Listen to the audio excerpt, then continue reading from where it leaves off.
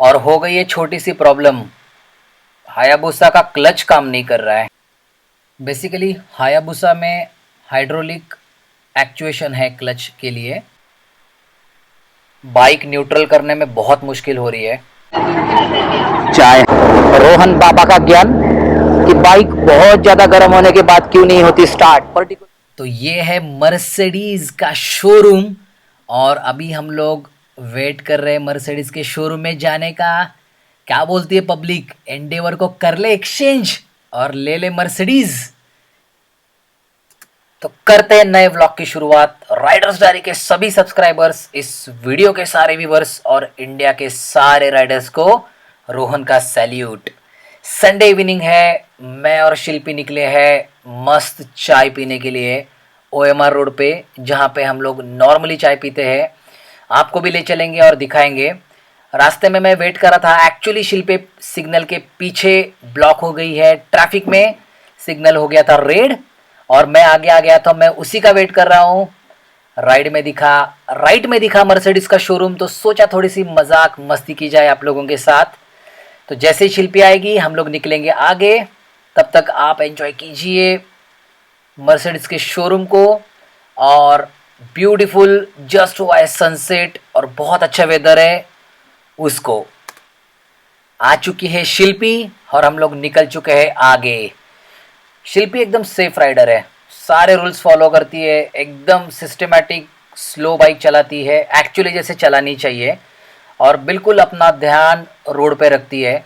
मैंने उसको कई बार बोला कि व्लॉग करो, थोड़ी सी बातें करे सबके साथ, लेकिन वो फ़िलहाल राइड पे फोकस करती है। और आप देखिए सामने कितना ब्यूटीफुल नज़ारा है, उस तरफ से बादल आते हुए मुझे दिख रहे हैं। पिछले कुछ दिनों से अच्छी खासी बारिश हुई है चेन्नई में, आज नहीं है, इसलिए आज हम लोगों को मौका मिला है राइड करने का। तो हमने कहा कि कहीं नहीं तो एटलीस्ट बढ़िया चाय पी के आते हैं। तो अभी चल रहे धीरे धीरे हम लोग उसी के तरफ। और हो गई है छोटी सी प्रॉब्लम, हायाबुसा का क्लच काम नहीं कर रहा है। स्नो का क्लच मैं दबा रहा हूँ लेकिन वो पूरी तरह से डिसएंगेज नहीं हो रहा है। पहला सिम्टम है क्लच का लीवर बहुत सॉफ्ट हो गया है और दूसरा सिम्टम है गियर शिफ्ट बहुत हार्ड हो गए हैं। Particularly down shifting is very difficult. मुझे समझ नहीं आ रहा है कि क्या करूं। थोड़ा सा क्लच एक्चुएट करके देखता हूं। कई बार एयर हाइड्रोलिक सिस्टम के अंदर जाने के कारण भी ये प्रॉब्लम आती है।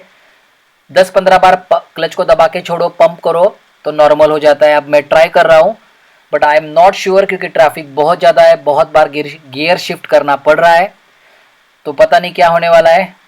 और लेफ़्ट एंड राइट में बहुत अच्छे नज़ारे हैं, हर बड़े शॉप में लाइटिंग है, शायद क्रिसमस तक वो लाइटिंग रहेगी।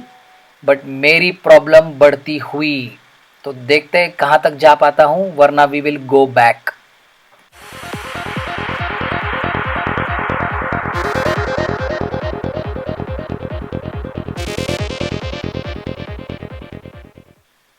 बेसिकली हायाबुसा में हाइड्रोलिक एक्चुएशन है क्लच के लिए।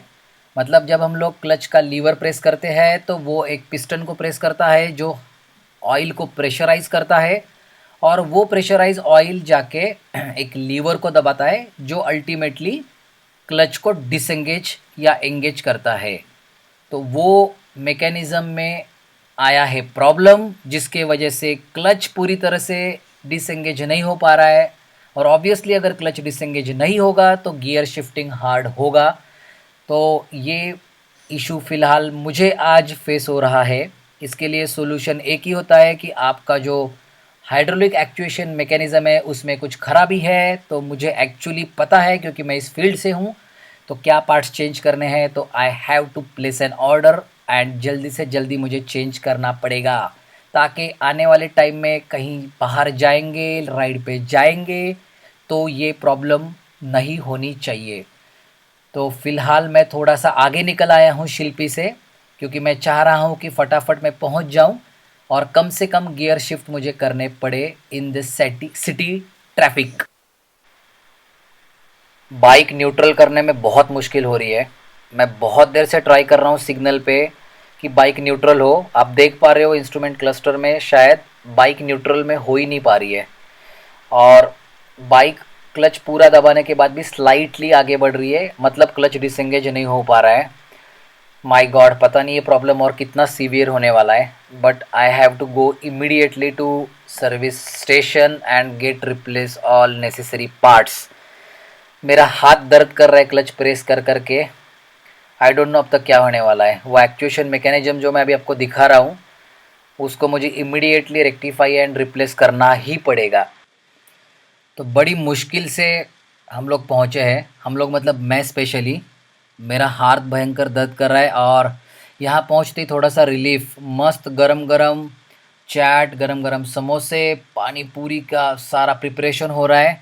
और ये है वो चाय शॉप, चाय हैबिट, जहाँ पे हम लोग नॉर्मली चाय पीते हैं।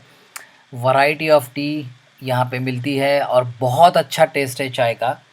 तो मैं और शिल्पी बहुत पसंद करते हैं यहाँ पे आके चाय और समोसा।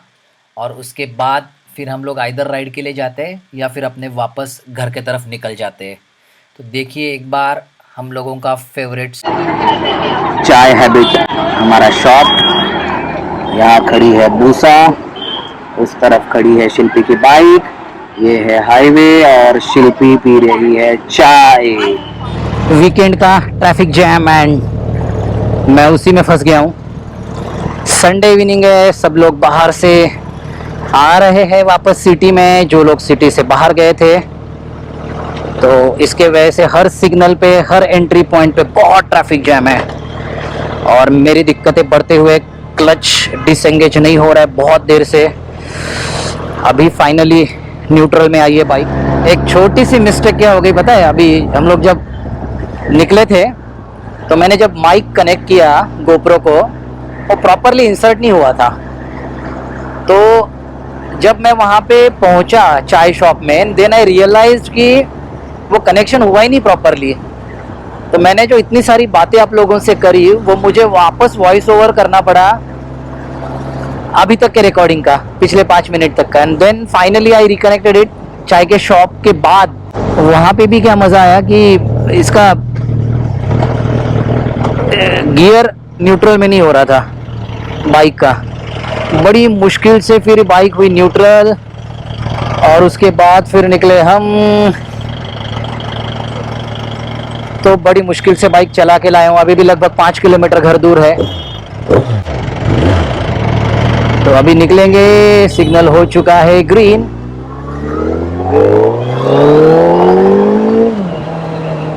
बूम बूम, मज़ा आ गया राइड करके। संडे इवनिंग सच में अगर राइड कर लो तो मुझे लगता है हफ्ते भर की एनर्जी तो आ ही गई है।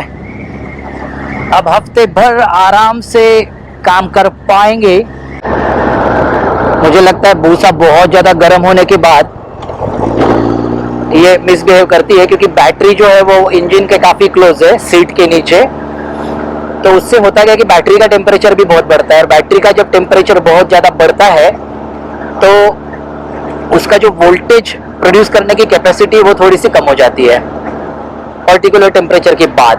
तो उसके वजह से वो प्रॉपर वोल्ट स्टार्टर मोटर को दे नहीं पाता और उसके वजह से बाइक का सेल्फ ढंग से काम नहीं करता, उसके वजह से बाइक नहीं होती स्टार्ट।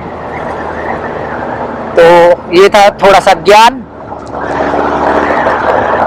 रोहन बाबा का ज्ञान, कि बाइक बहुत ज़्यादा गर्म होने के बाद क्यों नहीं होती स्टार्ट, पर्टिकुलरली हायाबुसा ये वाला मॉडल 2nd जनरेशन जिनके पास है उनके लिए ये।